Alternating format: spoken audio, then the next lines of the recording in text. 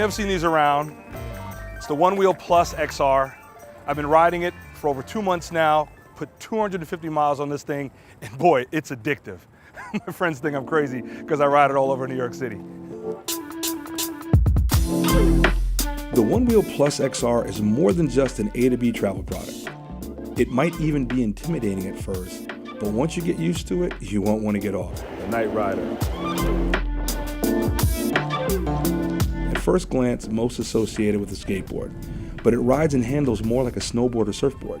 It may look like something that requires a lot of time to learn, but it's easy to pick up, although hard to master. Once you do, that's when the addiction kicks in. You got it already. The One Wheel Plus XR can pretty much go anywhere. It's fitted with a Vega go-kart tire that has no problem taking on grass, gravel, dirt, and of course pavement. With more torque than its predecessor, the One Wheel Plus, the XR takes hills with no problems and does it quietly with its brushless motor. The board is self-balancing. Riders shift their weight foot to foot to go in a desired direction.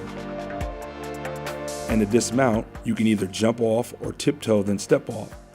This is done by lifting the heel of the foot that's on the pad with the blue line through it. There are 2 sensors under the pad, and when the foot is flat across, the board is active. But if any part of the foot is on one side of the blue line, the board will come to a stop. Depending on a rider's size, the board can go approximately 20 miles an hour and travel a distance of 12 to 18 miles on a full charge. With me being a plus-size reviewer, I was able to get about 16 to 17 miles per hour and get about 16 miles distance. The Tojo. And I'll give you the shift off. That can also vary depending on what board settings are used in addition to hills and terrain. When I speak of settings, I'm referring to the digital shaping. These are different ride settings for hills, environment, speed, etc. They can be unlocked and changed in the iOS or Android app. In addition to that, users can view battery life and current board speed. There's even a social aspect where you can locate other one-wheelers. I met with one guy, his name was Stevie Wonder with 2 A's. A nice addition worth mentioning is once the battery's at 50%, the app will notify you so you have enough juice to get home. The app can also tell you when the board is fully charged when plugged in for those in a rush to get back outside. It has LED lights on the front and back. Depending on the direction it's traveling, the forward light will be white and the rear one will be red. In the app, there's even a switch to toggle those lights on and off.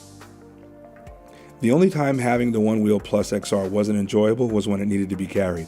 There's a handle that makes transporting it easy, but it weighs about 30 pounds.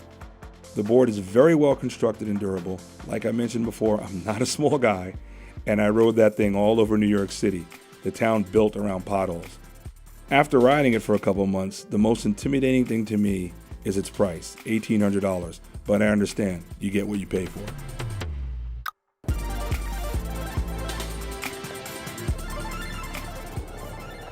The bagpipes.